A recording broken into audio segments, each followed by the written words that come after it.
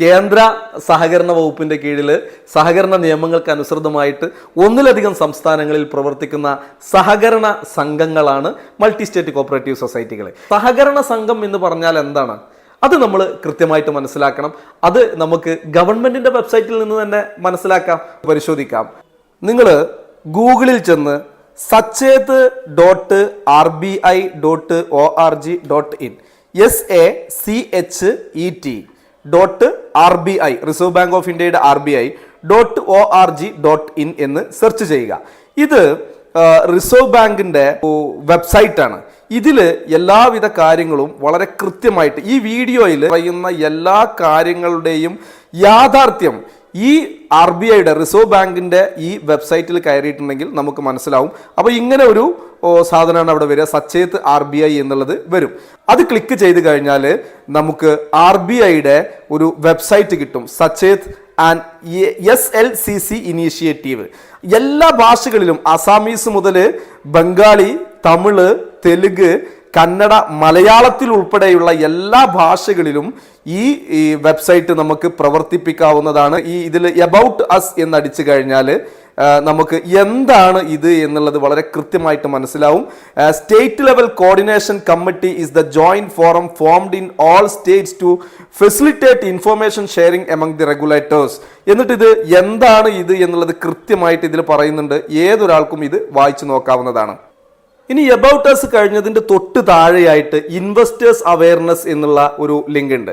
അവിടെ നമ്മൾ ക്ലിക്ക് ചെയ്ത് കഴിഞ്ഞിട്ടുണ്ടെങ്കിൽ നമുക്ക് ഇതുമായി ബന്ധപ്പെട്ട ഒരു ഇൻവെസ്റ്റർക്ക്, ഒരു നിക്ഷേപകന് ഏതെല്ലാം തരത്തിലുള്ള ബോധവൽക്കരണമാണ് ഗവൺമെന്റിന്റെ ഭാഗത്ത് നിന്ന് നൽകാൻ പറ്റുക, അതൊക്കെ ഇതിൽ വീഡിയോ സഹിതം ലഭ്യമാണ്. ഇതിൽ ആദ്യത്തെ പോയിന്റ് തന്നെ which entities are authorised to raise deposits from public എന്നുള്ളത് കാണാം. അവിടെ നമ്മൾ ക്ലിക്ക് ചെയ്താൽ ഇതൊക്കെ മലയാളത്തിലുണ്ട് കേട്ടോ. മലയാളം എന്ന് നമ്മൾ ഭാഷ ഓപ്റ്റ് ചെയ്തിട്ടുണ്ടെങ്കിൽ നമുക്ക് എന്ത് ചെയ്യാം, ഇത് മലയാളത്തിലും നമുക്ക് കിട്ടുന്നതാണ്.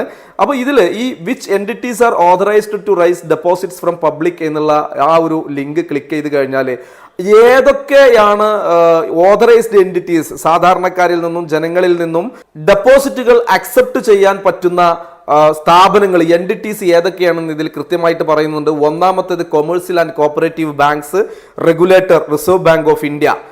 എന്നിട്ട് അതിൻ്റെ തൊട്ട് താഴെ നോൺ ബാങ്കിങ് ഫിനാൻസ് കമ്പനീസ്, അതിൻ്റെ റെഗുലേറ്ററും RBI.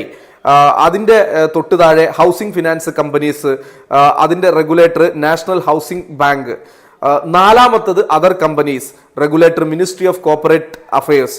അഞ്ചാമത്തത് cooperative credit societies, regulator registrar of cooperative societies. ആറാമത്തേത് നോക്കൂ, multi state cooperative societies, regulator ആരാണ്? Central registrar of cooperative societies. അപ്പോൾ നമുക്കൊരു കാര്യം ഇതിൽ നിന്ന് മനസ്സിലാക്കാം. ഈ മൾട്ടി സ്റ്റേറ്റ് കോപ്പറേറ്റീവ് സൊസൈറ്റീസ് എന്ന് പറഞ്ഞിട്ടുണ്ടെങ്കിൽ ഒരു റെഗുലേറ്ററുടെ കീഴിൽ കൃത്യമായ മാനദണ്ഡങ്ങളോടെ പ്രവർത്തിക്കുന്ന സഹകരണ സംഘമാണ് മൾട്ടി സ്റ്റേറ്റ് കോപ്പറേറ്റീവ് സൊസൈറ്റികൾ എന്നുള്ളത് നമുക്ക് മനസ്സിലാക്കാൻ പറ്റും. കേന്ദ്ര സഹകരണ വകുപ്പിന്റെ കീഴിൽ central registrar of cooperative societies എന്ന റെഗുലേറ്ററുടെ നിയന്ത്രണാധികാരത്തിന് കീഴിൽ ഒന്നിലധികം സംസ്ഥാനങ്ങളിൽ പ്രവർത്തിക്കുന്ന സഹകരണ സംഘങ്ങളെയാണ് മൾട്ടി സ്റ്റേറ്റ് കോപ്പറേറ്റീവ് സൊസൈറ്റികൾ എന്ന് പറയുന്നത്.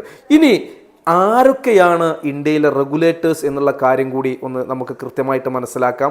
അതിന് ഈ ഒരു കോളത്തിൽ വന്നിട്ട് റെഗുലേറ്റേഴ്സ് എന്ന് നമ്മൾ അടിച്ചു കഴിഞ്ഞിട്ടുണ്ടെങ്കിൽ നമുക്ക് ഇന്ത്യയിലെ റെഗുലേറ്റേഴ്സ് ഇവിടെ നമുക്ക് സെലക്ട് റെഗുലേറ്റർ എന്ന് കിട്ടും.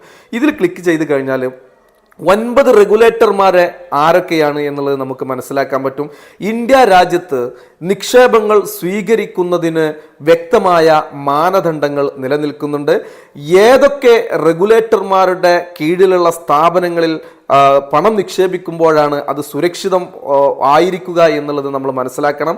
സെബി ഒരു റെഗുലേറ്ററാണ്, stock exchange board of India stock മാർക്കറ്റുകളെ നിയന്ത്രിക്കുന്നു. MCA ministry of corporate affairs, അതുപോലെ IRDA insurance regulatory and development authority insurance LIC ഉൾപ്പെടെയുള്ള ഇൻഷുറൻസുകളെ നിയന്ത്രിക്കുന്നു.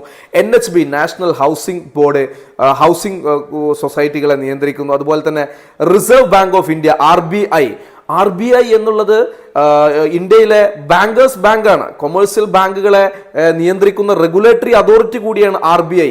ഈ വീഡിയോയിൽ പലതവണ പറയുന്നുണ്ട് RBIയുടെ കീഴിലല്ല, RBIയുടെ സുരക്ഷിതത്വം ഇല്ല എന്നുള്ളത് പറയുന്നുണ്ട്. RBI എന്നുള്ളത് ഇന്ത്യയിലെ 9 റെഗുലേറ്റർമാരിൽ ഒന്നാണ്. നിക്ഷേപങ്ങളുമായി ബന്ധപ്പെട്ട് 9 റെഗുലേറ്റർമാരിൽ ഒന്നാണ് RBI. അപ്പൊ RBIക്ക് തൊട്ട് താഴെയായിട്ട് വരുന്നത് നോക്കൂ, CRCS, central registrar of cooperative societies. ഈ central registrar of cooperative societies എന്ന റെഗുലേറ്ററി അതോറിറ്റിക്ക് കീഴിലാണ് ഇന്ത്യയിലെ മൾട്ടി സ്റ്റേറ്റ് കോപ്പറേറ്റീവ് സൊസൈറ്റികൾ പ്രവർത്തിക്കുന്നത്. അപ്പൊ RBI എന്ന റെഗുലേറ്ററി അതോറിറ്റിയുടെ കീഴിൽ പ്രവർത്തിക്കുന്ന സ്ഥാപനങ്ങൾ എത്തരത്തിൽ സുരക്ഷിതമാണോ അതുപോലെ തന്നെയാണ് central registrar of cooperative societies എന്ന റെഗുലേറ്റർക്ക് കീഴിൽ പ്രവർത്തിക്കുന്ന സ്ഥാപനങ്ങളുടെ സുരക്ഷിതത്വം എന്നുള്ളത് നമ്മൾ മനസ്സിലാക്കേണ്ട കാര്യമാണ്. അടുത്തത് registrar of chits and funds, ministry of finance, PFRDA. ഈ 9 റെഗുലേറ്ററി അതോറിറ്റികളാണ് ഇന്ത്യയിലെ നിക്ഷേപങ്ങളുമായി ബന്ധപ്പെട്ട റെഗുലേറ്റേഴ്സ്. അപ്പൊ ഈ റെഗുലേറ്ററി അതോറിറ്റിക്ക് കീഴിൽ പ്രവർത്തിക്കുന്ന സ്ഥാപനങ്ങളിൽ മാത്രമേ നമ്മൾ എന്ത് ചെയ്യാവൂ, ഫണ്ടുകൾ ഇൻവെസ്റ്റ് ചെയ്യാവൂ എന്നുള്ളതാണ് ഈ RBIയുടെ, റിസർവ് ബാങ്ക് ഓഫ് ഇന്ത്യയുടെ ഈ ഒഫീഷ്യൽ വെബ്സൈറ്റിലൂടെ നമുക്ക് നൽകുന്ന നിർദ്ദേശങ്ങൾ. അതുപോലെ തന്നെ ഇനി നിങ്ങൾ ഈ വെബ്സൈറ്റിൽ തന്നെ ഹോമിൽ കയറിയിട്ടുണ്ടെങ്കിൽ, ഹോം എന്നുള്ളത് നിങ്ങൾ അടിച്ചു കഴിഞ്ഞ് ഇതിൻ്റെ ഏറ്റവും താഴോട്ട് പോയി കഴിഞ്ഞാൽ ഇത് കണ്ടോ, registered entities, list of registered entities with different regulators. അതായത് വ്യത്യസ്ത റെഗുലേറ്റർമാരുടെ കീഴിലുള്ള എൻറ്റിറ്റീസ് ഏതൊക്കെയാണ്, സ്ഥാപനങ്ങൾ ഏതൊക്കെയാണ് എന്നുള്ളത് ഇന്ത്യ ഗവൺമെന്റിന്റെ ഈ വെബ്സൈറ്റിൽ വളരെ കൃത്യമായിട്ട് പറയുന്നുണ്ട്. RBI എന്ന് നമ്മൾ അടിച്ചു കഴിഞ്ഞാൽ RBIക്ക് കീഴിൽ വരുന്ന സ്ഥാപനങ്ങളുടെ, ഫിനാൻഷ്യൽ സ്ഥാപനങ്ങളുടെ ലിസ്റ്റ് നമുക്ക് കിട്ടും. അതുപോലെ തന്നെയാണ് അതിൻ്റെ തൊട്ട് താഴെ സെബിയുടെ കീഴിൽ ആരൊക്കെ വരുന്നുണ്ട് എന്ന് അതിൽ ക്ലിക്ക് ചെയ്ത് കഴിഞ്ഞാലും നമുക്ക് ലഭ്യമാകുന്നതാണ്. അങ്ങനെ ഓരോ സ്ഥാപനങ്ങൾക്കും IRDAയുടേതുണ്ട്, CRCS, central registrar of cooperative societies എന്ന ലിങ്കിൽ നമ്മൾ ക്ലിക്ക് ചെയ്ത് കഴിഞ്ഞിട്ടുണ്ടെങ്കിൽ സെൻട്രൽ രജിസ്ട്രാർ ഓഫ് കോപ്പറേറ്റീവ് സൊസൈറ്റീസിന്റെ കീഴിൽ പ്രവർത്തിക്കുന്ന മൾട്ടി സ്റ്റേറ്റ് കോപ്പറേറ്റീവ് സൊസൈറ്റികളുടെ ലിസ്റ്റ്, PDF ലിസ്റ്റ് നമുക്ക് ലഭിക്കുന്നതാണ്. അപ്പോൾ ഇത്രയും 9 റെഗുലേറ്ററി അതോറിറ്റീസ് ഉണ്ട്. ഞാൻ നേരത്തെ പറഞ്ഞു RBI ഉൾപ്പെടെ, IRDA ഉൾപ്പെടെ, PFRDA ഉൾപ്പെടെ, മിനിസ്ട്രി ഓഫ് കോർപ്പറേറ്റ് അഫയേഴ്സ് ഉൾപ്പെടെ ഇന്ത്യയിൽ 9 റെഗുലേറ്ററി അതോറിറ്റീസ് ഉണ്ട്. ഈ 9 റെഗുലേറ്ററി അതോറിറ്റീസിലെ ഒന്നാണ് RBI, reserve bank of India. Commercial ബാങ്കുകളെയാണ് ഇവ നിയന്ത്രിക്കുന്നത്. അതുപോലെ തന്നെ ഒരു റെഗുലേറ്ററി അതോറിറ്റിയാണ് central registrar of cooperative societies. ഈ central registrar of cooperative societies എന്ന റെഗുലേറ്ററി അതോറിറ്റിയുടെ കീഴിലാണ് മൾട്ടി സ്റ്റേറ്റ് കോപ്പറേറ്റീവ് സൊസൈറ്റികൾ പ്രവർത്തിക്കുന്നത്. അപ്പൊ RBIയുടെ കീഴിലാണോ എന്ന് ചോദിച്ചാൽ അല്ല. RBIയെ പോലെ 9 റെഗുലേറ്ററി അതോറിറ്റീസിലൊന്നായ RBIയെ പോലെ മറ്റൊരു റെഗുലേറ്ററി അതോറിറ്റിയായ സെൻട്രൽ രജിസ്ട്രാർ ഓഫ് കോപ്പറേറ്റീവ് സൊസൈറ്റീസിന്റെ കീഴിലാണ് ഇന്ത്യയിലെ മൾട്ടി സ്റ്റേറ്റ് കോപ്പറേറ്റീവ് സൊസൈറ്റികൾ പ്രവർത്തിക്കുന്നത്. കേന്ദ്ര സഹകരണ വകുപ്പിന്റെ കീഴിൽ സഹകരണ നിയമങ്ങൾക്ക് അനുസൃതമായിട്ട് ഒന്നിലധികം സംസ്ഥാനങ്ങളിൽ പ്രവർത്തിക്കുന്ന സഹകരണ സംഘങ്ങളാണ് മൾട്ടി സ്റ്റേറ്റ് കോപ്പറേറ്റീവ് സൊസൈറ്റികൾ. സഹകരണ സംഘം എന്ന് പറഞ്ഞാൽ എന്താണ്? അത് നമ്മൾ കൃത്യമായിട്ട് മനസ്സിലാക്കണം. അത് നമുക്ക് ഗവൺമെന്റിന്റെ വെബ്സൈറ്റിൽ നിന്ന് തന്നെ മനസ്സിലാക്കാം. ഓക്കെ, അതിന് നമുക്ക് ആദ്യം ഗൂഗിളിൽ കയറാം. ഗൂഗിളിൽ കയറിയിട്ട് നാഷണൽ കോപ്പറേറ്റീവ്സ് .gov.in എന്ന് ടൈപ്പ് ചെയ്യുക.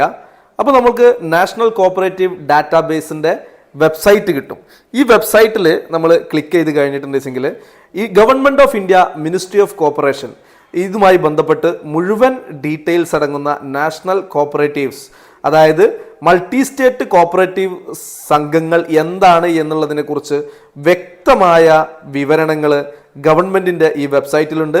ഇതിൽ നമ്മൾ കയറിയിട്ട് അതിൽ home, about ministry of corporation, journey of NCD, ഇങ്ങനെ കുറേ സാധനങ്ങളുണ്ട്. അതിൽ about ministry of corporation MOC എന്നുള്ളത് ക്ലിക്ക് ചെയ്ത് കഴിഞ്ഞിട്ടുണ്ടെങ്കിൽ മിനിസ്ട്രി ഓഫ് കോർപ്പറേഷനെ കുറിച്ച് വളരെ വ്യക്തമായ ഡിസ്ക്രിപ്ഷൻ ഇതിൽ കൊടുത്തിട്ടുണ്ട്. ഇതിങ്ങനെ താഴോട്ട് പോകുമ്പോൾ നമ്മളിത് കണ്ടോ, ഇതിൻ്റെ ഈ പാരഗ്രാഫിൻ്റെ മിഡിലായിട്ട് ഈസ് ഓഫ് ഡൂയിങ് ബിസിനസ് എന്നുള്ളത് കണ്ടോ. അവിടെയാണ് നമ്മൾ മനസ്സിലാക്കേണ്ടത് principal activities of the ministry include streamlining process for ease of doing business for cooperatives and enabling development of multi-state cooperative societies എന്നുള്ളതാണ്. ഇതിന്റെ അർത്ഥം ഞാൻ പറഞ്ഞു തരേണ്ട ആവശ്യമില്ലല്ലോ. enabling development of multi-state cooperative societies. ഈ പാരഗ്രാഫിന്റെ ഏറ്റവും അവസാനം പറയുന്നത് സഹകാർ കി സമൃദ്ധി എന്ന് പറയുന്നുണ്ട്. സഹകാർ കി സമൃദ്ധി ഇത് ഗവൺമെന്റിന്റെ ഒരു പോളിസിയാണ്, പ്രഖ്യാപിത പോളിസിയാണ്. ഈ കാര്യങ്ങൾ വളരെ വ്യക്തമായിട്ട് നമുക്ക് വായിച്ചു നോക്കാവുന്നതാണ്. എന്നിട്ട് ഇങ്ങനെ ഇതിൽ vision of ministry of corporation ഇങ്ങനെ താഴോട്ട് പോകുമ്പോഴേ നോക്കൂ, the cooperative principles, the 7 universally accepted cooperative principle ആണ്. ലോകമെമ്പാടും അംഗീകരിച്ച 7 കോപ്പറേറ്റീവ് പ്രിൻസിപ്പിൾസ് ആണ്. ഈ കോപ്പറേറ്റീവ് സൊസൈറ്റികൾ ഒരിക്കലും സർക്കാരിൻ്റെതാവുകയില്ല. കാരണം എന്താണെന്ന് വെച്ചാൽ അതിന് 7 യൂണിവേഴ്സലി അക്സെപ്റ്റഡ് കോപ്പറേറ്റീവ് പ്രിൻസിപ്പിൾസ് ഉണ്ട്. ഇതെല്ലാവർക്കും ബാധകമാണ്. ലോകം മുഴുവൻ അതെങ്ങനെയാണ്? സഹകരണ സംഘങ്ങൾ ഇങ്ങനെയാണ്: open and voluntary membership, democratic member control, members economic participation, autonomy and independence. ഇതാണ് ഏറ്റവും പ്രധാനപ്പെട്ട ഒരു കോപ്പറേറ്റീവ് പ്രിൻസിപ്പിളാണ്, ഓട്ടോണോമി ആൻഡ് ഇൻഡിപെൻഡൻസ്. അപ്പോൾ ഓരോ സഹകരണ സംഘങ്ങൾക്കും ഓട്ടോണമി ഉണ്ടാകും, ഇൻഡിപെൻഡന്റ് ആയിരിക്കുന്നതാണ്. Education, training and information, cooperation among cooperatives, concern for community. ഈ 7 യൂണിവേഴ്സലി അക്സെപ്റ്റഡ് കോപ്പറേറ്റീവ് പ്രിൻസിപ്പിൾസിനെ കുറിച്ച് പറയുന്നത് ആരാണ്? ഏതെങ്കിലും യൂട്യൂബ് ചാനലല്ല കേട്ടോ. Government of India, ministry of corporation. 1% 12% ഒക്കെ ഡിവിഡൻഡ് കൊടുക്കുന്നുണ്ട്, ഇൻട്രസ്റ്റ് കൊടുക്കുന്നുണ്ട് എന്നുള്ളതൊക്കെയാണ്. ദേശസാൽകൃത ബാങ്കുകളിൽ 6%, 6.5%, 7% ഒക്കെയാണ്. അപ്പോൾ ഇതാണ് കമ്പയർ ചെയ്യുന്നത്. അപ്പോൾ എങ്ങനെയാണ് ഇത്രയും വലിയ എമൗണ്ട് കൊടുക്കാൻ പറ്റുക എന്നുള്ളതാണ് ചില നിഷ്കളങ്കമായിട്ട് ചില ആളുകൾ ചോദിക്കുന്ന ചോദ്യം. ആക്ച്വലി ഈ മൾട്ടി സ്റ്റേറ്റ് കോപ്പറേറ്റീവ് സൊസൈറ്റികൾക്ക് പ്രവർത്തനാനുമതി മെമ്പേഴ്സിൻ്റെ ഇടയിൽ മാത്രമേ ഉള്ളൂ, പബ്ലിക്കിൻ്റെ ഇടയിലല്ല. ബാങ്കുകൾക്ക് പബ്ലിക്കിൻ്റെ ഇടയിലാണ് പ്രവർത്തനാനുമതി. അതുകൊണ്ട് തന്നെ ബാങ്കുകൾക്ക് പരസ്യം ചെയ്യാം, മൾട്ടി സ്റ്റേറ്റ് കോപ്പറേറ്റീവ് സൊസൈറ്റികൾക്ക് പരസ്യം ചെയ്യാൻ പറ്റില്ല. നോക്കൂ, നമ്മുടെ ISL ജാംഷഡ്പൂർ FCയെ സ്പോൺസർ ചെയ്യുന്ന കൂട്ടത്തിൽ SBI ഇല്ലേ? അതുപോലെ നമ്മളെ IPL ഇന്ത്യൻ പ്രീമിയർ ലീഗ് ക്രിക്കറ്റിൽ രാജസ്ഥാൻ റോയൽസിനെ സ്പോൺസർ ചെയ്യുന്നവരുടെ കൂട്ടത്തിൽ SBI ഇല്ലേ? നമ്മുടെ ഒരു ദേശസാൽകൃത ബാങ്കാണല്ലോ. അപ്പൊ ദേശസാൽകൃത ബാങ്കുകൾ പരസ്യം ചെയ്യുന്നുണ്ട്, പൊതുജനങ്ങളുടെ ഇടയിലേക്ക് അവരുടെ പ്രത്യേകതകൾ എത്തിക്കുന്ന വിവിധ മാധ്യമങ്ങളിലൂടെ അവരിതൊക്കെ ചെയ്യുന്നുണ്ട്. ഇതിനൊക്കെ പണം വേണം. ഈ പണമൊക്കെ എവിടുന്നാ കിട്ടുക? ബാങ്കിലെ ഉദ്യോഗസ്ഥരുടെ ശമ്പളത്തിൽ നിന്നും പിടിച്ചിട്ടല്ല ഇതിനുള്ള പണം കണ്ടെത്തുന്നത്, അവിടെ നിക്ഷേപിക്കുന്ന നിക്ഷേപകരുടെ വിഹിതത്തിൽ നിന്നാണ്. മൾട്ടി സ്റ്റേറ്റ് കോപ്പറേറ്റീവ് സൊസൈറ്റികളെ സംബന്ധിച്ചിടത്തോളം അത്തരം പരസ്യങ്ങൾക്കോ സ്പോൺസർഷിപ്പിനോ ഉള്ള ചെലവുകളില്ല. അവിടെ കിട്ടുന്നതിന്റെ ഭൂരിഭാഗവും, സിംഹഭാഗവും കസ്റ്റമർക്ക് കൊടുക്കണം എന്നുള്ളതാണ്. അപ്പോൾ ബാങ്കുകളിൽ, ദേശസാൽകൃത ബാങ്കുകളിൽ 7% കൊടുക്കുന്നത് അവർക്ക് വരുന്ന പരസ്യത്തിൻ്റെയും സ്പോൺസർഷിപ്പുകളുടെയും ഒക്കെ ചിലവുകൾ കഴിച്ചിട്ടാണ്. മൾട്ടി സ്റ്റേറ്റ് കോപ്പറേറ്റീവ് സൊസൈറ്റികളെ സംബന്ധിച്ചിടത്തോളം അത്തരത്തിലുള്ള ചിലവുകൾ വരുന്നില്ല. അതുകൊണ്ട് 7 ദേശസാൽകൃത ബാങ്കുകളിൽ കൊടുക്കുമ്പോൾ സ്വാഭാവികമായിട്ടും 11-12% മൾട്ടി സ്റ്റേറ്റ് കോപ്പറേറ്റീവ് സൊസൈറ്റികളിൽ കൊടുക്കാൻ കഴിയും. അപ്പോൾ നമ്മൾ ഗൂഗിളിൽ കയറിയിട്ട് മൾട്ടി സ്റ്റേറ്റ് കോപ്പറേറ്റീവ് സൊസൈറ്റി എന്നടിക്കുക. അപ്പോൾ ഗവൺമെൻറ്റിൻ്റെ വെബ്സൈറ്റ് മൾട്ടി സ്റ്റേറ്റ് കോപ്പറേറ്റീവ് സൊസൈറ്റികളെ കുറിച്ച് വ്യക്തമായ വിവരണങ്ങൾ നൽകുന്ന മിനിസ്ട്രി ഓഫ് കോർപ്പറേഷൻ്റെ വെബ്സൈറ്റ് കിട്ടും. അതിൽ തന്നെ മറ്റൊരു ലിങ്കും കൂടെ തെളിഞ്ഞു വരും, crcs.gov.in. അതായത് അത് സെൻട്രൽ രജിസ്ട്രാർ ഓഫ് കോപ്പറേറ്റീവ് സൊസൈറ്റീസിൻ്റെ പുതിയ ഇതേ ഇൻഫോർമേഷനുള്ള മറ്റൊരു വെബ്സൈറ്റാണ്. അതും വേണമെങ്കിൽ നിങ്ങൾക്ക് നോക്കാവുന്നതാണ്. അത് നമ്മൾ ക്ലോസ് ചെയ്യണം തൽക്കാലത്തേക്ക് ക്ലോസ് ചെയ്തിട്ട് ഈ multi state cooperative societies ministry of corporation government of India എന്ന ഈ വെബ്സൈറ്റിൽ കയറുന്നു. അതിൽ കയറിയിട്ട് നമ്മൾ ഈ home, chart, registered societies, forms, MSCS act, application, ഇങ്ങനെ എല്ലാം ഉണ്ട്. ഇതിൽ നമ്മൾ ഈ രജിസ്റ്റേർഡ് സൊസൈറ്റീസ് എന്നുള്ള ഈ ഒരു ലിങ്കിൽ ക്ലിക്ക് ചെയ്യുമ്പോൾ നമുക്ക് state wise list, all registered സൊസൈറ്റീസിൻ്റെ PDF ഇങ്ങനെയുള്ള സാധനങ്ങളൊക്കെ നമുക്ക് കിട്ടും. അതിൽ നമ്മൾ ഓൾ രജിസ്റ്റേർഡ് സൊസൈറ്റീസ് PDF എന്നുള്ള സാധനം നമ്മൾ ക്ലിക്ക് ചെയ്ത് കഴിഞ്ഞാൽ നമുക്ക് ഇന്ത്യയിലെ മുഴുവൻ രജിസ്റ്റേർഡ് സൊസൈറ്റികളുടെയും പേര്, വിവരങ്ങൾ, എല്ലാ സാധനങ്ങളും നമുക്ക് കിട്ടും. ഇതിൽ ഇന്ത്യയിലെ ഈ ഒരു PDF ഇന്ത്യയിൽ രജിസ്റ്റർ ചെയ്തിട്ടുള്ള മുഴുവൻ രജിസ്റ്റേർഡ് മൾട്ടി സ്റ്റേറ്റ് സൊസൈറ്റികളുടെയും പേരുണ്ട്. വീണ്ടും ഞാൻ നേരത്തെ പറഞ്ഞതുപോലെ ഗൂഗിളിൽ കയറിയിട്ട് RBIയുടെ വെബ്സൈറ്റ് എടുക്കുക. ഈ വെബ്സൈറ്റിൽ sachet.rbi.org.in, ഞാൻ നേരത്തെ ഇതേ വീഡിയോയിൽ നമ്മളത് കാണിച്ചു തന്നു. അതിൽ കംപ്ലൈൻറ്റ് ഫയൽ ചെയ്യാനുള്ള ഓപ്ഷൻ ഉണ്ട്. അവിടെ നമുക്ക് കംപ്ലൈൻറ്റ് ഫയൽ ചെയ്യാൻ പറ്റും. ആരാണ് നിയന്ത്രിക്കുന്നത്? നിയന്ത്രണാധികാരമുള്ള 9 റെഗുലേറ്ററി അതോറിറ്റീസ് ഉണ്ട്. അതിലൊന്നാണ് RBI, അതിലൊന്നാണ് central registrar of cooperative societies. കുടുംബങ്ങളല്ല നിയന്ത്രിക്കുന്നത്, കുടുംബനാഥനല്ല നിയന്ത്രിക്കുന്നത്, central registrar of cooperative societies ആണ് നിയന്ത്രിക്കുന്നത്. RBI ഒരു റെഗുലേറ്ററി അതോറിറ്റി ആയിട്ട് എത്തരത്തിൽ ഈ ദേശസാൽകൃത ബാങ്കുകളുടെ റെഗുലേറ്ററി അതോറിറ്റി ആയിട്ട് പ്രവർത്തിക്കുന്നുവോ അതുപോലെ central registrar of cooperative society multi state cooperative സൊസൈറ്റികളുടെ റെഗുലേറ്ററി അതോറിറ്റി ആയിട്ട് പ്രവർത്തിക്കുകയാണ്. അമാൽഗമേഷൻ പ്രൊസീജിയർ എന്ന് പറയുന്ന ഒരു പ്രൊസീജിയർ ഉണ്ട്. ഏതെങ്കിലും ഒരു മൾട്ടി സ്റ്റേറ്റ് കോപ്പറേറ്റീവ് സൊസൈറ്റി സാമ്പത്തിക ബാധ്യതയിലായി കഴിഞ്ഞാൽ മറ്റൊരു മൾട്ടി സ്റ്റേറ്റ് കോപ്പറേറ്റീവ് സൊസൈറ്റീസിന് അതിനെ ഏറ്റെടുക്കാനുള്ള ഒരു റൈറ്റ്, ഒരു പ്രൊവിഷൻ ഈ നിയമത്തിലുണ്ട്. അമാൽഗമേഷൻ എന്നാണ് അതിന് പറയുക. അതിനെക്കുറിച്ച് കൃത്യമായിട്ടുള്ള ഒരു വിവരണം നമുക്ക് കിട്ടണമെങ്കിൽ വീണ്ടും ഞാൻ നേരത്തെ പറഞ്ഞ പോലെ നമുക്ക് ഗൂഗിളിൽ കയറാം. ഗൂഗിളിൽ കയറിയിട്ട് നിങ്ങളെല്ലാവരും മനസ്സിലാക്കേണ്ട ഒരു കാര്യമാണ്, 2023 ജൂലൈ 26 ലോക്സഭയിലും ആഗസ്റ്റ് 1 രാജ്യസഭയിലും പാസ്സായ ഒരു ബില്ലുണ്ട്. Multi state cooperative societies amendment act 2023. ഇപ്പോൾ പ്രസിഡന്റിൻ്റെ അസന്റിന് വേണ്ടി, പ്രസിഡന്റിൻ്റെ ഒപ്പിന് വേണ്ടിയിട്ട് അയച്ച ബില്ലാണിത്. ഇതിൻ്റെ സെക്ഷൻ 17, ഞാൻ വീണ്ടും പറയണം, multi state cooperative societies amendment act 2023 section 17ഉം 22ഉം നമ്മൾ പ്രത്യേകം നോക്കണം. നിങ്ങൾ ഗൂഗിളിൽ കയറിയിട്ട് ഞാൻ ഈ പറയുന്നത് പോലെ നിങ്ങളത് ചെയ്യുകയാണെങ്കിൽ കൃത്യമായിട്ട് നമുക്ക് മനസ്സിലാക്കാൻ പറ്റും എന്താണ് സെക്ഷൻ 17 എന്നുള്ളത്. നമുക്കൊന്ന് ഗൂഗിളിൽ കയറിയിട്ട് നോക്കാം. ഗൂഗിളിൽ കയറിയിട്ട് multi state cooperative societies amendment bill 2023 എന്ന് ഗൂഗിളിൽ ടൈപ്പ് ചെയ്യുക. അമെൻമെൻറ്റ് ബില്ല് 2022 കാണാൻ പറ്റും, 2023 എന്നുള്ളതാണ് ടൈപ്പ് ചെയ്യേണ്ടത്. അപ്പോൾ നമുക്കിതാ ഇങ്ങനെ ഒരു റിസൾട്ട് കിട്ടും. ഈ മൾട്ടി സ്റ്റേറ്റ് കോപ്പറേറ്റീവ് സൊസൈറ്റീസ് എന്നുള്ള ഈ ഒരു ലിങ്കിൽ ഇ ഗസറ്റ് പബ്ലിഷ് ചെയ്തിട്ടുള്ള ഇതിൽ നമ്മൾ ക്ലിക്ക് ചെയ്ത് കഴിഞ്ഞാൽ നമുക്കൊരു PDF ലിസ്റ്റ് കിട്ടും. ഈ PDF ഇത് കണ്ടോ, Bharat Rajpatra, the gazette of India. ഇത് മൾട്ടി സ്റ്റേറ്റ് കോപ്പറേറ്റീവ് സൊസൈറ്റീസിൻ്റെ അമെൻമെൻറ്റ് ബില്ലാണ്. ഈ അമെൻമെൻറ്റ് ബില്ലിലെ സെക്ഷൻ 17 എന്താണ് എന്നുള്ളതാണ് നമ്മൾ നോക്കേണ്ടത്. ഈ സെക്ഷൻ 17 അമാൽഗമേഷനെ കുറിച്ചാണ് ഇത് വളരെ കൃത്യമായിട്ട് പറയുന്നത്. എന്താണ് സെക്ഷൻ 17 എന്നുള്ളത് നമുക്ക് നോക്കാം. അതായത് ഈ ഗസറ്റിൽ ഈ multi state cooperative societies amendment bill the gazette of India extra ordinary, ഇതിലെ 3-ാമത്തെ പേജിൽ 6 എന്ന് നമ്പർ ഇട്ടെടുത്ത് നമ്മൾ നോക്കിയാൽ, in section 17 of the principal act after subsection 9 the following subsection shall be inserted, namely that any cooperative society may by a resolution passed by majority of not less than 2/3 of the members present and voting at a general meeting of such society decided to merge into an existing multi-state cooperative society. ഇങ്ങനെ ഈ ഒരു കാര്യങ്ങൾ പറയുന്നുണ്ട്. അതായത് ഒരു സൊസൈറ്റിയെ മറ്റൊരു സൊസൈറ്റിയിൽ merge ചെയ്യിക്കാനുള്ള സെക്ഷനാണിത്. ഒരു സൊസൈറ്റി സാമ്പത്തികമായിട്ട് എന്തെങ്കിലും ബാധ്യതകൾ, പ്രശ്നങ്ങളിലേക്ക് പോവുകയാണെങ്കിൽ ആ സൊസൈറ്റിയെ മറ്റൊരു സൊസൈറ്റിയിൽ മെർജ് ചെയ്യാനുള്ള നിയമം ഇന്ത്യയിലുണ്ട്.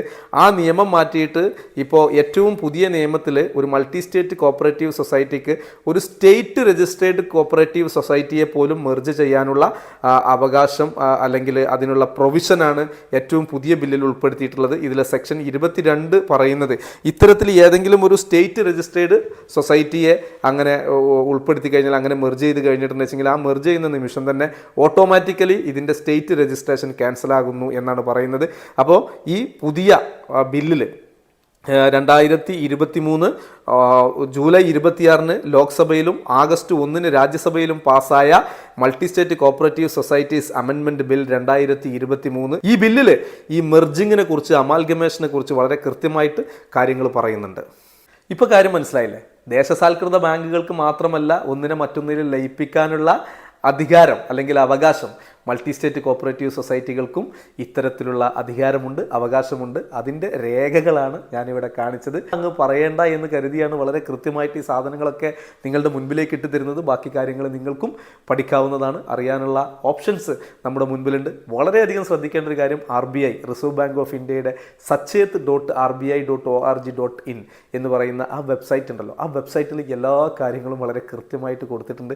അതേ വെബ്സൈറ്റ് RBIയുടെ, റിസർവ് ബാങ്ക് ഓഫ് ഇന്ത്യയുടെ sachet.rbi.org.in, അതിൽ കയറുക. ഫയൽ എ കംപ്ലൈൻറ്റ് എന്നുണ്ട്. നിങ്ങൾക്ക് കംപ്ലൈൻറ്റ് ഫയൽ ചെയ്യാനുള്ള ഓപ്ഷൻ അതിലുണ്ട് എന്നുള്ളതാണ്. അത് മാത്രമല്ല 2023 multi state cooperative societies amendment ബില്ലിലെ ഓംബുഡ്സ്മാൻ ഫെസിലിറ്റി കൂടി ഉൾപ്പെടുത്തിയിട്ടുണ്ട്.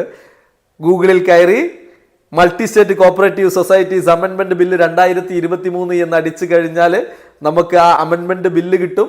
ആ അമെൻമെൻറ്റ് ബില്ലിൽ ഓംബുഡ്സ്മാൻ എന്ന് സെർച്ച് ചെയ്തിട്ടുണ്ടെങ്കിൽ നമുക്ക് ഓംബുഡ്സ്മാൻ ഫെസിലിറ്റീസ് അതിൽ ഉൾപ്പെടുത്തിയതിനെ കുറിച്ചുള്ള രേഖകൾ കിട്ടും. ഈ ഓംബുഡ്സ്മാൻ ഫെസിലിറ്റി മാത്രമല്ല, കംപ്ലൈൻറ്റ് ഫയൽ ചെയ്യാനുള്ള ഓപ്ഷൻസ് മാത്രമല്ല, എല്ലാ നിയന്ത്രണാധികാരങ്ങളും ഉള്ള ഒരു റെഗുലേറ്റർക്ക് കീഴിലാണ് മൾട്ടി സ്റ്റേറ്റ് കോപ്പറേറ്റീവ് സൊസൈറ്റികൾ പ്രവർത്തിക്കുന്നത്. 100% വിശ്വസിക്കാം, 100%വും വിശ്വസിക്കാം. അപ്പോൾ നമുക്കൊരു കമ്പാരിസൺ നമുക്ക് വീണ്ടും ഗൂഗിളിൽ തന്നെ കയറി ഗവൺമെൻറ് ഓഫ് ഇന്ത്യയുടെ വെബ്സൈറ്റ് പരിശോധിച്ചിട്ടുള്ള കമ്പാരിസണാണ്. ഞാൻ എന്തുകൊണ്ടാണ് ഇങ്ങനെ ചെയ്യുന്നതെന്ന് വെച്ചാൽ, ഇപ്പോൾ പ്രേക്ഷകർ ഇത് കണ്ടുകൊണ്ടിരിക്കുന്ന സമയത്ത് വെറുതെ പറയുന്നതിനേക്കാളും നല്ലത് പ്രേക്ഷകരെ കൂടി എഡ്യൂക്കേറ്റ് ചെയ്യുന്ന രീതിയിൽ കാര്യങ്ങൾ വിവരിച്ചു കൊടുക്കുന്നതാണ്. അപ്പോൾ ഈ ഒരു വീഡിയോ കാണുന്നതോട് കൂടിയിട്ട് നിങ്ങൾക്കിത് എങ്ങനെയാണ് പഠിക്കേണ്ടത്, എത്തരത്തിലാണ് വിലയിരുത്തേണ്ടത്, എവിടെയാണ് സെർച്ച് ചെയ്യേണ്ടത്, എവിടെ നിന്നാണ് ഇതിനെക്കുറിച്ച് മനസ്സിലാക്കേണ്ടത് എന്നുള്ളത് കൃത്യമായ ഒരു ധാരണ കിട്ടാൻ വേണ്ടിയിട്ടാണ് ഞാൻ ഈ വീഡിയോയിലുടനീളം പറഞ്ഞു 4 വെബ്സൈറ്റുകളെ കുറിച്ച്. ഒന്ന് government of India ministry of കോർപ്പറേഷന്റെ വെബ്സൈറ്റിനെ കുറിച്ച്, അതുപോലെ തന്നെ കോപ്പറേറ്റീവ് ഡാറ്റാബേസ് RBIയുടെ sached.rbi.in, അതുപോലെ തന്നെ സെൻട്രൽ രജിസ്ട്രാർ ഓഫ് കോപ്പറേറ്റീവ് സൊസൈറ്റിയുടെ വെബ്സൈറ്റ്. ഈ 4 വെബ്സൈറ്റുകളിലും ഇതിനെക്കുറിച്ച് വ്യക്തമായ ഡീറ്റെയിൽസ് ഉണ്ട്. അപ്പോൾ ഇനി നമുക്ക് ഗൂഗിളിൽ കയറി മിനിസ്ട്രി ഓഫ് കോർപ്പറേഷൻ്റെ വെബ്സൈറ്റിൽ കയറി നമുക്ക് കുറച്ചുകൂടി കാര്യങ്ങളൊന്ന് മനസ്സിലാക്കാനുണ്ട്. അത് നിങ്ങൾക്ക് ഇതിനു മുമ്പ് അറിയാത്ത കാര്യങ്ങളാണ് എന്ന കാര്യത്തിൽ എനിക്ക് ഉറപ്പുണ്ട്. അപ്പോൾ നിങ്ങൾ തന്നെ എന്നിട്ട് തീരുമാനിച്ചോളൂ, ദേശസാൽകൃത ബാങ്കുകളിലാണോ മൾട്ടി സ്റ്റേറ്റ് കോപ്പറേറ്റീവ് സൊസൈറ്റികളിലാണോ നിക്ഷേപിക്കേണ്ടത് എന്നുള്ളത് നിങ്ങൾ തന്നെ തീരുമാനിച്ചോളൂ. അപ്പോൾ ആദ്യം നമുക്ക് ഇതൊന്ന് കാണാം. അപ്പോൾ നമ്മൾ ഗൂഗിളിൽ കയറിയിട്ട് മൾട്ടി സ്റ്റേറ്റ് കോപ്പറേറ്റീവ് സൊസൈറ്റി എന്ന് ടൈപ്പ് ചെയ്യുക. അങ്ങനെ ടൈപ്പ് ചെയ്യുമ്പോൾ നമുക്ക് ഗവൺമെൻറ്റിൻ്റെ മിനിസ്ട്രി ഓഫ് കോർപ്പറേഷൻ്റെ വെബ്സൈറ്റ് കിട്ടും. ആ വെബ്സൈറ്റ് നമ്മൾ നേരത്തെ പറഞ്ഞിട്ടുണ്ട്. അതുപോലെ തന്നെ ആ വെബ്സൈറ്റിൽ കയറിയിട്ട് ആൾ രജിസ്റ്റേർഡ് കോപ്പറേറ്റീവ് സൊസൈറ്റീസ് എന്ന് നമ്മൾ ക്ലിക്ക് ചെയ്യാം. അപ്പോൾ ഇന്ത്യയിൽ രജിസ്റ്റർ ചെയ്തിട്ടുള്ള മുഴുവൻ കോപ്പറേറ്റീവ് സൊസൈറ്റികളുടെയും PDF ലിസ്റ്റ് കിട്ടും. ഇനിയൊരു കമ്പാരിസണിന് വേണ്ടിയിട്ട് മാത്രമല്ല കേട്ടോ, ഇത് നിങ്ങളെ എഡ്യൂക്കേറ്റ് ചെയ്യാൻ കൂടി വേണ്ടിയിട്ട് പറയുന്ന കാര്യങ്ങളാണ്. നമ്മൾ ഈ ഒരു ലിസ്റ്റിൽ കയറിയിട്ട് ഈ ലിസ്റ്റിൽ ഏകദേശം 1200 ചില്ലാനം പേരുകളുണ്ട്. അപ്പോൾ ഇതിൽ 1ാമത്തെ പേര്, 2ാമത്തെ, ഇങ്ങനെ താഴോട്ട് ഇങ്ങനെ പോവാം. 20ാമത്തെ പേരൊന്ന് നിങ്ങൾ നോക്കൂ. എന്താണ് 20ാമത്തെ പേര്? State bank of India officers association educational trust staff cooperative thrift and credit society എന്നാണ്. പ്രവർത്തന മണ്ഡലം തമിഴ്നാട്, കേരള. ചെന്നൈയിലാണ് ഹെഡ് ഓഫീസ്. 1991 മുതലുണ്ട്. അപ്പോൾ സ്റ്റേറ്റ് ബാങ്ക് ഓഫ് ഇന്ത്യയുടെ ഓഫീസേഴ്സിന്, SBIയിലെ ഓഫീസേഴ്സിന് സ്വന്തമായിട്ട് മൾട്ടി സ്റ്റേറ്റ് കോപ്പറേറ്റീവ് സൊസൈറ്റി ഉണ്ട്. ഇവിടെ കഴിഞ്ഞിട്ടില്ല കേട്ടോ. ഇനി 24ാമത്തെ പേര് നോക്കൂ. ധന bank staff cooperative credit society. അതായത് നമ്മൾക്കറിയാലോ ധന ബാങ്ക് എന്ന് പറയുന്ന ഒരു ബാങ്ക് ഉണ്ട് എന്നുള്ളത് നമുക്കറിയാം. ഇങ്ങനെ വീണ്ടും താഴോട്ട് വന്നു കഴിഞ്ഞാൽ 35ാമത്തെ പേര് നോക്കൂ. The Vijaya bank employees cooperative credit society. കുറച്ചും കൂടി താഴോട്ട് വന്ന് 38ാമത്തെ പേര് നോക്കൂ. Punjab national bank employees cooperative society. ഒന്നുകൂടി താഴെ 42ാമത്തത് UCO bank employees cooperative thrift and credit society. 43ാമത്തെ പേര് നോക്കൂ.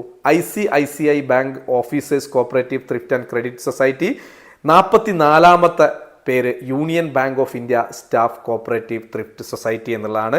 ഇനി ഇതിൻ്റെ ഒക്കെ പുറമെ ഇപ്പോൾ പല ആളുകളും, ഈവൻ എഡ്യൂക്കേറ്റഡ് ആയിട്ടുള്ള ആളുകൾ, നമ്മുടെ ഗവൺമെൻറ് സർവീസിലുള്ള ആളുകളൊക്കെ പണം നിക്ഷേപിക്കുന്നത് മിക്കവാറും അവരുടെയൊക്കെ റിക്കറിംഗ് ഡെപ്പോസിറ്റുകൾ വരുന്നത് പ്രൊവിഡൻറ്റ് ഫണ്ടിലാണ്.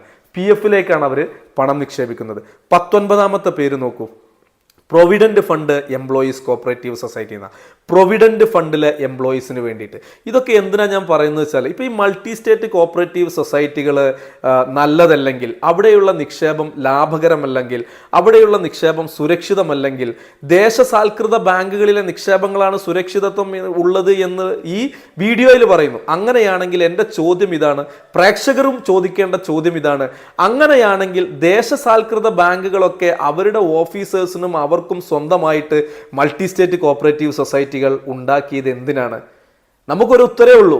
മൾട്ടി സ്റ്റേറ്റ് കോപ്പറേറ്റീവ് സൊസൈറ്റികളിലെ നിക്ഷേപങ്ങൾ ലാഭകരമായതുകൊണ്ടാണ് ദേശസാൽകൃത ബാങ്കുകളിലെ ഓഫീസേഴ്സ് പോലും അവർക്ക് വേണ്ടി സ്വന്തമായിട്ട് മൾട്ടി സ്റ്റേറ്റ് കോപ്പറേറ്റീവ് സൊസൈറ്റീസ് ഉണ്ടാക്കിയത്. ഈ 19ാമത്തെ പേര് പ്രൊവിഡൻറ്റ് ഫണ്ട്. പല അധ്യാപകരും പല ഗവൺമെൻറ് ജീവനക്കാരൊക്കെ പ്രൊവിഡൻറ്റ് ഫണ്ടിലാണ് പണം നിക്ഷേപിക്കുന്നത്. റിക്കറിംഗ് ഡെപ്പോസിറ്റ്, അതായത് 6% നിർബന്ധമായിട്ടും പ്രൊവിഡൻറ്റ് ഫണ്ടിൽ ഇടണം എന്നുള്ള നിയമം ഉണ്ടായിട്ടും 30%വും 35%വും ഒക്കെ ശമ്പളത്തിൻ്റെ 30-35% പ്രൊവിഡൻറ്റ് ഫണ്ടിൽ നിക്ഷേപിക്കുന്ന ഗവൺമെൻറ് ഉദ്യോഗസ്ഥരുണ്ട്. പക്ഷെ ഒരു കാര്യം മനസ്സിലാക്കേണ്ടത്, പ്രൊവിഡൻറ്റ് ഫണ്ടിലെ എംപ്ലോയീസ് പോലും പ്രൊവിഡൻറ്റ് ഫണ്ടിലല്ല പണം നിക്ഷേപിക്കുന്നത്. പ്രൊവിഡൻറ്റ് ഫണ്ടിലെ എംപ്ലോയീസിന് മാത്രമായിട്ടുണ്ടാക്കിയിട്ടുള്ള ഈ മൾട്ടി സ്റ്റേറ്റ് കോപ്പറേറ്റീവ് സൊസൈറ്റികളിലാണ്. ഇനി 11ാമത്തെ പേരൊന്ന് നോക്കൂ, income tax department cooperative society. മിക്ക ആളുകളും ചോദിക്കുന്ന ചോദ്യമാണ്, മൾട്ടി സ്റ്റേറ്റ് കോപ്പറേറ്റീവ് സൊസൈറ്റികളിൽ നിക്ഷേപം നടത്തിയാൽ ടാക്സ് ഡിഡക്ഷൻ കിട്ടുമോ എന്നുള്ളതാണ്.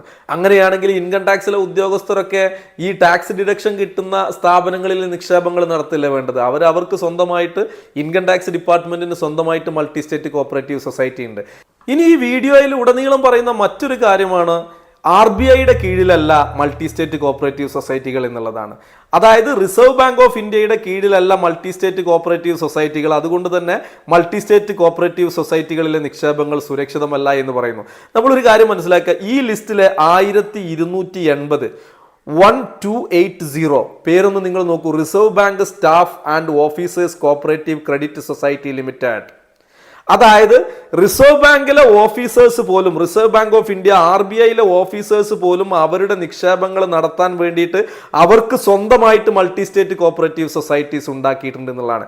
അങ്ങനെ ഈ ലിസ്റ്റ് നിങ്ങൾ പരിശോധിച്ച് കഴിഞ്ഞാൽ ONGC, FCI, ഇന്ത്യൻ റെയിൽവേ ഉൾപ്പെടെയുള്ള എല്ലാ സ്ഥാപനങ്ങൾക്കും, ഇന്ത്യയിലെ ഏറ്റവും വലിയ നിലയിൽ പ്രവർത്തിക്കുന്ന സ്ഥാപനങ്ങൾ, അതുപോലെ തന്നെ L&T, Larsen and turbo, L&T ഉൾപ്പെടെ ONGC ഉൾപ്പെടെ വലിയ വലിയ സ്ഥാപനങ്ങൾക്കൊക്കെ സ്വന്തമായിട്ട് മൾട്ടി സ്റ്റേറ്റ് കോപ്പറേറ്റീവ് സൊസൈറ്റികളുണ്ട്. ദേശസാൽകൃത ബാങ്കുകൾക്കും സ്വന്തമായിട്ട് മൾട്ടി സ്റ്റേറ്റ് കോപ്പറേറ്റീവ് സൊസൈറ്റികളുണ്ട്. നിങ്ങൾ ഈ ലിസ്റ്റ് നിങ്ങൾക്ക് വിശദമായിട്ട് പരിശോധിക്കാവുന്നതാണ്. ഇനി ഒറ്റ ചോദ്യമേ ചോദിക്കാനുള്ളൂ, മൾട്ടി സ്റ്റേറ്റ് കോപ്പറേറ്റീവ് സൊസൈറ്റികളിലെ നിക്ഷേപങ്ങൾ സുരക്ഷിതമല്ലെങ്കിൽ ദേശസാൽകൃത ബാങ്കുകൾ അടക്കമുള്ള ബാങ്കുകൾക്കും ഇന്ത്യയിലെ പ്രധാനപ്പെട്ട സ്ഥാപനങ്ങൾക്കൊക്കെ സ്വന്തമായിട്ട് മൾട്ടി സ്റ്റേറ്റ് കോപ്പറേറ്റീവ് സൊസൈറ്റികൾ എന്തിനു വേണ്ടിയിട്ടാണ് ഉണ്ടാക്കിയിട്ടുള്ളത്? ഉത്തരം നമുക്കറിയാം, നമുക്ക് പറയാം, അതിൽ യാതൊരു സംശയവും വേണ്ട. മൾട്ടി സ്റ്റേറ്റ് കോപ്പറേറ്റീവ് സൊസൈറ്റികളിലെ നിക്ഷേപമാണ് ഏറ്റവും ലാഭകരം എന്നുള്ളത് കൊണ്ടാണ് ദേശസാൽകൃത ബാങ്കുകൾ വരെ അവർക്ക് സ്വന്തമായിട്ട് അവരുടെ ഉദ്യോഗസ്ഥർക്ക് വേണ്ടി മാത്രമായിട്ട് മൾട്ടി സ്റ്റേറ്റ് കോപ്പറേറ്റീവ് സൊസൈറ്റികൾ തുടങ്ങിയിട്ടുള്ളത് എന്ന് ദയവായി പ്രേക്ഷകർ മനസ്സിലാക്കുക. നമസ്കാരം, ജയ് ഹിന്ദ്.